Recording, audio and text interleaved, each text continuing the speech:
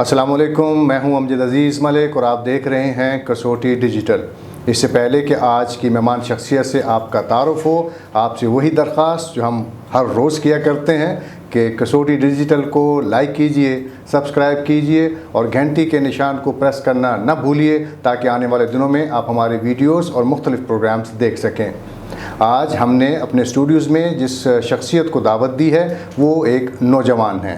نوجوان طبقے کی آپ نمائندگی کرتے ہیں، محمد بلال سیٹھی۔ بہت شکریہ بلال، آپ تشریف لائے اور گفتگو کا آغاز ہم اسی سے کریں کہ فلاحی کاموں میں آپ کی بڑی دلچسپی ہے اور خاص طور پہ میں دیکھ رہا تھا کہ پاکستان ڈیولپمنٹ فیڈریشن آپ نے بنائی، اس کا بنیادی مقصد کیا ہے؟ پاکستان ڈیولپمنٹ فاؤنڈیشن کا بنیادی مقصد یہ ہے کہ ہم جو غریب لوگ ہیں، غریب طبقے سے تعلق رکھنے والے لوگ، ان کو تعلیم کے زیور سے آراستہ کریں۔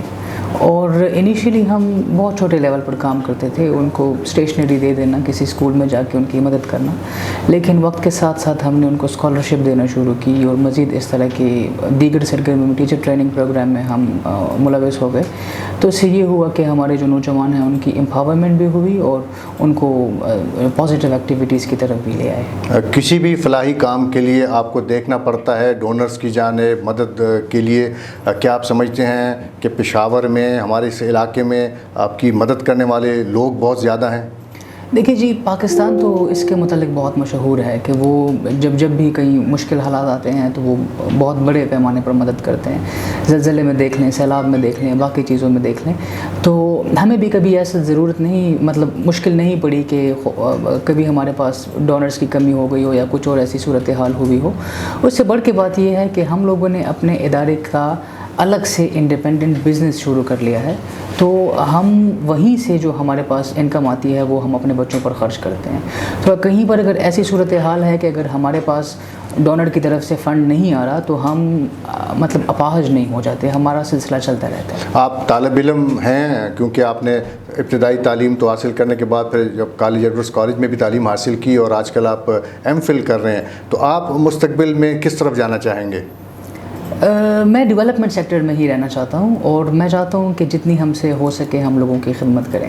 اور میں جو کہ آپ نوجوان طبقے کی بھی نمائندگی کرتے ہیں، ہمارے نوجوان آج کل جس طرف جا رہے ہیں، آپ کی نظر ہے اس پہ بہت سی سماجی برائیاں، سماجی مشکلات بھی ہیں، لیکن میں ان کو برائیاں اس لیے کہتا ہوں کہ ہمارے نوجوان نشے میں مبتلا ہو گئے اور آپ نے بھی بڑا کام کیا اس حوالے سے۔ دیکھیے جی، آپ کی بات بالکل ٹھیک ہے کہ ہمارے نوجوانوں کی جو رخ ہے وہ اس وقت ٹھیک سمت میں نہیں ہے۔ اس کی وجہ یہ ہے کہ شاید ایک تو حالات ایسے آ گئے ہیں، دوسرا یہ ہے کہ گرفت والدین کی یا اساتذہ کی ان کی تھوڑی کمزور پڑ گئی ہے، اس وجہ سے شاید یہ نشوں کا رجحان بھی بڑھ گیا، باقی مسائل بھی بڑھ گئے ہیں۔ نشوں کے حوالے سے تو میں نے خود بہت کام کیا، میں ذاتی طور پر تقریباً کوئی پچھلے 8-9 مہینوں سے بالکل میں نے اس حوالے سے ریسٹ نہیں کیا اور روزانہ میں اس پر نیا کام کر رہا ہوں۔ ہم نے اس پر اینٹی نارکوٹکس فورس کے ساتھ بھی رابطہ کیا اور ہم نے بڑا بلنٹلی ان کو آئیڈینٹیفائی کر کے دیے کہ یہ لوگ جو ہیں یہ یا نشے کا کاروبار کرتے ہیں، ان کو پکڑا جائے، اور اس پر ہم اینٹی نارکوٹکس فورس کے حکام کے ساتھ رابطے میں بھی ہیں۔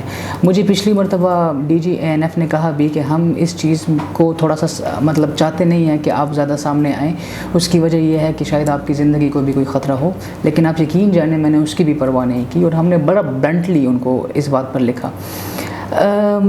میری سوچ یہ ہے کہ اس نشے کی روک تھام میں جتنا کردار ایک نوجوان ادا کر سکتا ہے شاید ہی اتنا اہم کردار کسی اور کا ہو، کیونکہ میں نے اگر اپنی کالج لائف میں کہیں پر دیکھا ہے کہ اگر میرا ایک دوست خدا نخواستہ چرس پیتا ہے یا وہ کوئی اور نشہ کرتا ہے تو میں اپنے اس دوست سے بہت ایزیلی آئیڈینٹیفائی کر سکتا ہوں کہ میرا دوست نشہ کہاں سے خریدتا ہے، کس سے خریدتا ہے، رابطہ کیسے ہوتا ہے، اور اس بندے کو آئیڈینٹیفائی کر کے تو ہم بہت جلد اس پر قابو پا سکتے ہیں اگر نوجوانوں کو اس میں استعمال کیا جائے۔ کون سا نشہ آج کل نوجوان زیادہ کر رہے ہیں یا آسانی تک یہ نشہ ان تک پہنچ رہا ہے؟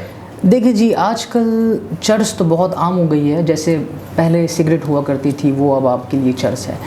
آئس کا رجحان جو ہے وہ نوجوانوں میں بہت زیادہ بڑھ گیا ہے۔ اس دن مجھے کوئی بتا رہا تھا کہ اگر BA کوئی بچہ کر رہا ہو، BS کر رہا ہو، اس کی کیا عمر ہوتی ہے؟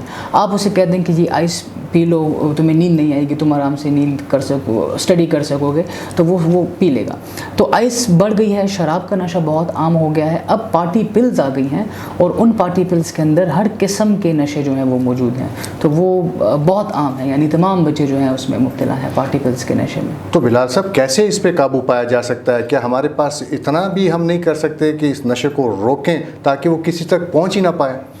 بہت اہم کردار ہے, لیکن اس کے لیے بہت زیادہ ایفرٹ کرنی پڑے گی. میں اس دن ایک افسر سے ملا, انہوں نے مجھے بتایا کہ میرا ٹرانسفر ہو رہا تھا پشاور میں, لیکن میں نے ان کو کہا کہ میں کام کروں گا, تو شاید اس وجہ سے وہ میرا نہیں ہو سکا.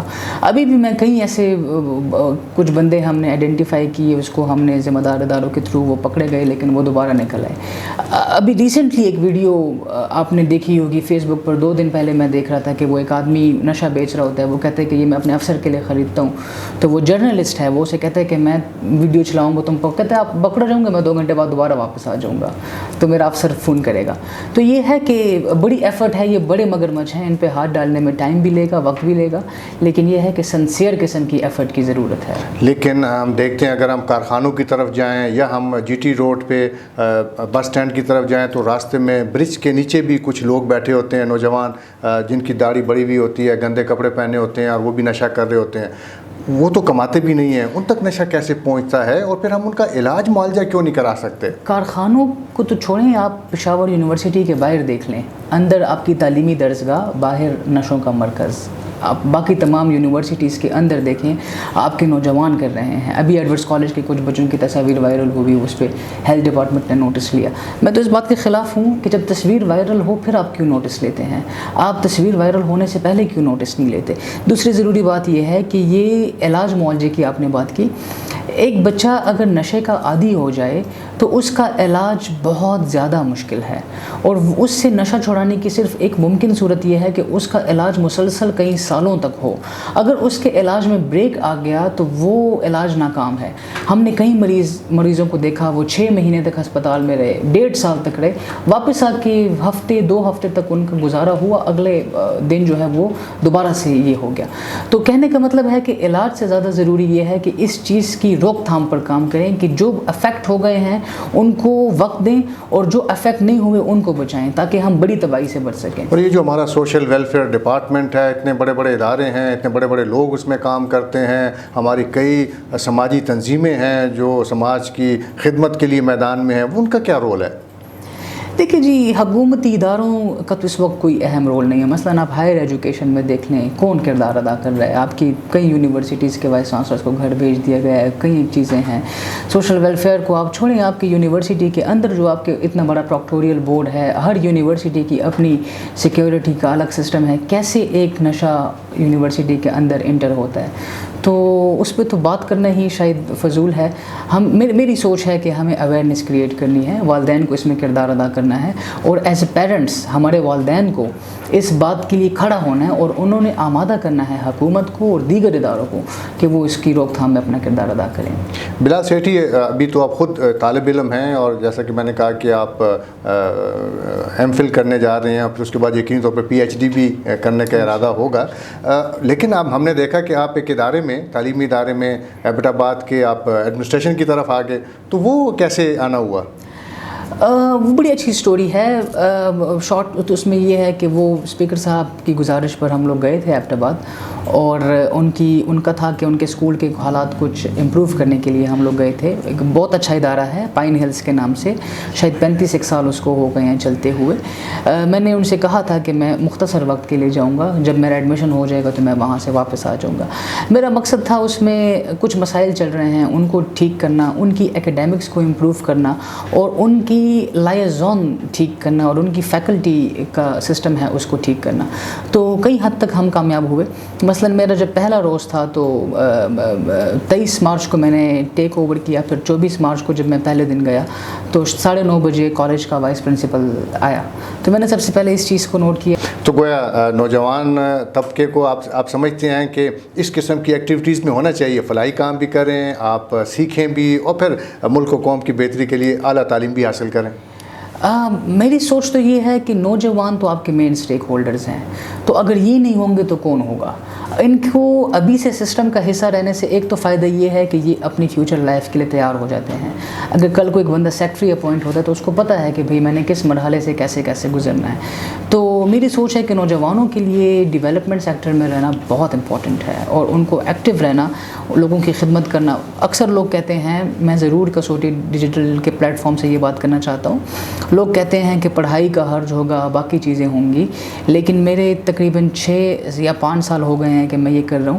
میں گولڈ میڈلز بھی لیتا رہا ہوں، باقی بھی میں لوگوں کو جانتا ہوں، وہ باقاعدہ کوئی پڑھائی کا حرج نہیں ہوتا۔